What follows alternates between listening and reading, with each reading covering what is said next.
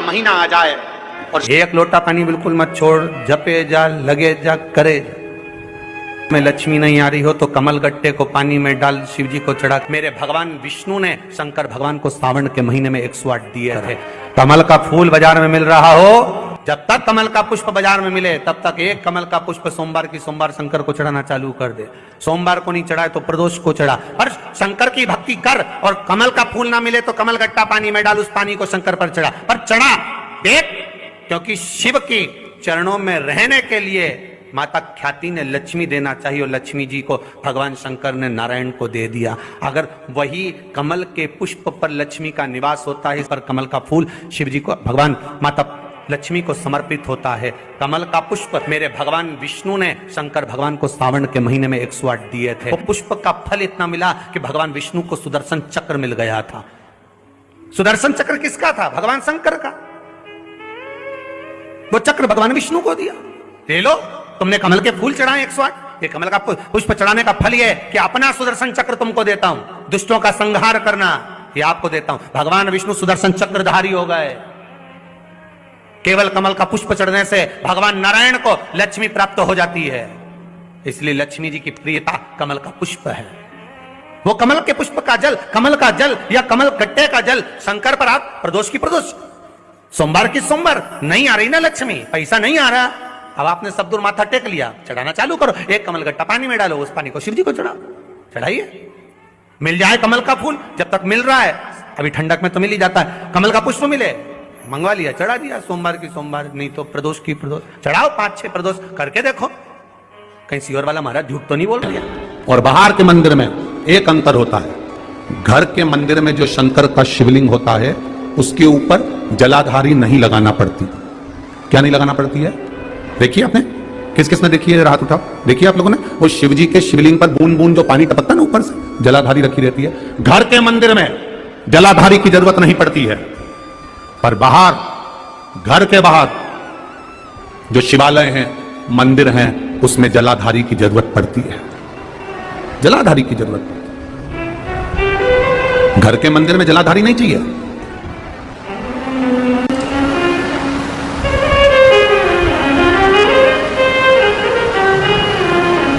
भोले बाबा से शंभू, कोई रोक के बताए, कोई टोक के बताए, अभी पालानी पड़ा है भोले। मेरे 3 नेत्र एक शिवालय में समाये हैं। मेरे 3 नेत्र जब मंदिर के अंदर प्रवेश करता है, देहली चढ़ता है, उस समय पर हैं। आप कह रहे हो मेरे 3 नेत्र हैं, आप 3 नेत्र से, तीनों नेत्र तुम्हारे बंद रहते हैं, तो फिर ये संसार के लोगों को तकलीफ आती है, कष्ट आता है। बेचारा जल चढ़ाने आता है, पूजन करता है, अभिषेक करता है, अनुष्ठान करता है, पूजन करता है, तो इनके मन की दशा को आप कैसे देखेंगे? शंकर भगवान कहते हैं मेरे 3 नेत्र केवल मेरे चेहरे पर नहीं है, मेरे 3 नेत्र एक बेलपत्री में भी समाये हैं, मेरे 3 नेत्र एक त्रिशूल में भी समाये हैं, मेरे 3 नेत्र जलाधारी में भी समाये हैं, मेरे 3 नेत्र एक शिवालय में समाये हैं, मेरे 3 नेत्र जब मंदिर के अंदर प्रवेश करता है, देहली चढ़ता है, उस समय पर मेरा दूत मणिभद्र उन 3 नेत्रों से देख लेता है। मैं अकेला अगर नेत्र बंद कर बैठ भी जाता हूं, तो जब वो बेलपत्री का स्पर्श करता है, स्पर्श कर जब मुझे समर्पित करता है, उतनी देर में तो मैं समझ जाता हूं कि यह क्यों आया है, किस लिए आया है, क्या चाहता है। उस स्पर्श से समझा जाता है, स्पर्श से।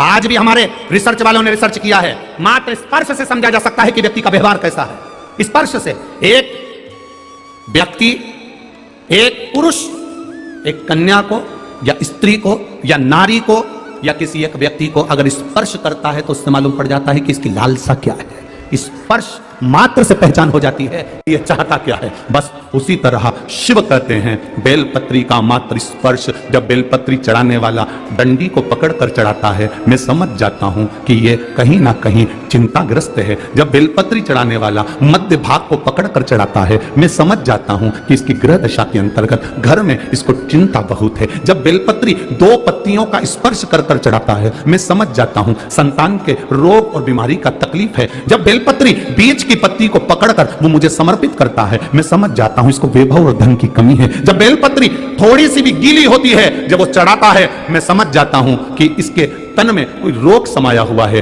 बेलपत्री में कोई डूट पीछे रह जाता है और ये समर्पित करता है। मैं समझ जाता हूं अदालत का कोई केस चल रहा होता है। बेलपत्री का मात्र एक स्पर्श तक बता देता है कि बेलपत्री चढ़ाने वाला किस भाव से बेलपत्री चढ़ा रहा है और चढ़ाकर महादेव ने उसको कैसे स्वीकार करा। यह तक हमारा स्कंद पुराण, लिंग पुराण और शिव पुराण बता देता है कि बेलपत्री चढ़ाने का तरीका क्या है।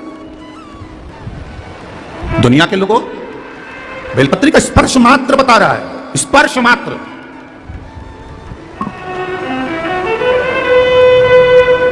केवल स्पर्श।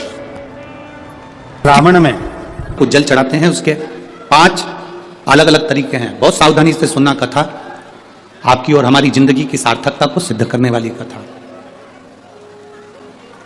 शिव जी को 5 तरह से जल चढ़ाने का तरीका है। जैसे पंचामृत होता है, दूध, दही, शहद, घी, शक्कर, ये सब पंचामृत के अंतर्गत आते हैं। उसी तरह शंकर जी को 5 तरह से जल चढ़ाने का क्रम वर्णित किया गया। अब उसको समझेंगे, बहुत सावधानी से समझिएगा। पहला, जल लेकर आए, सीधे डायरेक्ट शंकर भगवान के शिवलिंग पर चढ़ा दिया। यह प्रथम जल का चढ़ाने का तरीका। दूसरा, जहां से पानी बहकर जाता है, जहां से जल बहकर जा रहा है, उसके ठीक विपरीत जल उत्तर में जा रहा है। आप दक्षिण में खड़े होंगे और दक्षिण में खड़े होकर उत्तर की ओर मुख करेंगे और शिव जी को जल समर्पित करेंगे। यह रोग मुक्ति करने वाला है और हमारे रोग पर हमें विजय प्रदान करने वाला है। यह जल चढ़ाने का था। एक, सीधे मंदिर में गए, लोटा भर कर जल उठाया, शिव जी को चढ़ा दिया। दूसरा, जल जहां से पानी बहता है, शिव जी का चढ़ा हुआ जल जहां से बहकर जाता है, उसके ठीक विपरीत में शिव जी का जल इधर जा रहा है तो तुम यहां खड़े हो, तुम यहां बैठो, यहां मत बैठना, यहां मत बैठना, इधर बैठो। अगर रोग का निवारण है तो यहां बैठकर। तीसरा, अशोक सुंदरी से जल चढ़ाते चढ़ाते शिवलिंग तक लेकर जाना और शंकर भगवान के शिवलिंग पर पूर्ण जल समर्पित करना। यह तीसरा तरीका। यह कार्य की सिद्धता के लिए। हम जब किसी से आस ना लगाकर परमात्मा से विनती करते हैं तो वो विनती करने का तरीका। तीसरा। चौथा, शिव जी पे चढ़ा हुआ जल 5 जगह पर समर्पित करना। गणेश जी, कार्तिकेय, अशोक सुंदरी, शिवलिंग और जलाधारी। ये चौथा क्रम है। एक जल चढ़ाने का तरीका, शिव जी को हम जो जल चढ़ाते हैं उसका एक तरीका भी हमारी जिंदगी में अगर हमने उसको स्मरण में रख लिया तो हमारी कार्य की सिद्धता को सिद्ध कर देता है, हमें सफलता की ओर लेकर चले जाता है। सीधे जल चढ़ाना, दक्षिण में बैठकर उत्तर की ओर मुख कर जल चढ़ाना, अशोक सुंदरी से लेकर शिवलिंग तक जल चढ़ाना, 5 स्थान पर गणेश, कार्तिकेय, अशोक सुंदरी, जलाधारी, शिवलिंग पर जल चढ़ाना 5 स्थान पर। ये चौथे नंबर का। और 5वां जल समर्पित करना, 5वें नंबर का। शिव जी को 5वें नंबर का जो जल आता है, जो जलाधारी है, ऊपर जिसमें पानी भरा रहता है और नीचे एक एक बूंद टपकता रहता है, जलाधारी में जल समर्पित कर उसी जल को बचाकर अशोक सुंदरी वाली जगह पर थोड़ा सा चढ़ाकर उसी में से जल शिवलिंग पर जब हम समर्पित करते हैं तो हम जिस कार्य के लिए जा रहे हैं वो कार्य सफल होता है। ब्रह्मा, विष्णु, महेश। बीच में जो डंडी दिख रही है आपको, इसके बीच में बड़ी पत्ती और 2 पत्ती के बीच में जो खाली जगह है, ये खाली जो डंडी है, इसमें 33 कोटि देवी देवताओं का स्थान आता है। इसलिए बेलपत्र चढ़ाते समय बेलपत्र को इस जगह से पकड़कर समर्पित किया जाता है कि 33 कोटि देवी देवताओं का स्पर्श कर ब्रह्मा, विष्णु, महेश का स्पर्श कर चढ़ाया जाता है। बेलपत्री के नीचे की जो डंडी होती है, ये 2 पत्ती से लेकर नीचे का जो भाग होता है, ये स्कंद पुराण कहती है, इसमें 64 योगनियां और मेरी माता पार्वती का संपूर्ण जितनी शक्तियां हैं वो सारी शक्तियां इस डंडी के अंदर विराजमान होती हैं। इस डंडी के पीछे गोखरू होता है जिसको माताएं तोड़ देती हैं। वो जो टूटा हुआ गोखरू रहता है उसमें भगवान शंकर के प्रत्येक गण का भाव रहता है। का भी एक तरीका होता है, मुख में समझ में आता है। शंकर भगवान के शिवलिंग पर समझ लेना, बहुत अच्छे से समझिएगा। शिव जी के सम्मुख में शंकर भगवान के शिवलिंग पर जब बेलपत्र चढ़ता है तो बेलपत्र का जो सीधा भाग होता है वो शिव जी के शिवलिंग पर होना चाहिए, उल्टा भाग ऊपर होना चाहिए। बहुत ध्यान से समझना हो। जब नंदीश्वर को बेलपत्र चढ़ाते हो, नंदी जो बाहर होता है उसको बेलपत्र चढ़ाते हो तो नंदी को 2 जगह बेलपत्र चढ़ती है, आपको ध्यान में होगा। पहली बेलपत्र नंदी को जब चढ़ती है तो नंदी के सामने चढ़ती है, तो उसका बेलपत्री का जो डंडी का मुख है वो नंदी की ओर होता है और बेलपत्री की पत्ती का मुख शंकर जी की ओर होता है। समझ में आ रहा है सबको? डंडी का मुख, जैसे नंदी ऐसे बैठा है तो डंडी का मुख नंदी की ओर होगा, पत्ती का मुख शिव के, और ये सीधी की सीधी नंदी के सामने नीचे रखा जाती है, नंदी के सामने। और एक बेलपत्र जब नंदी के ऊपर चढ़ती है तो डंडी का मुख शिव जी के ऊपर होता है और इस पत्ती का मुख नंदी के सिर पर नंदी की ओर होता है।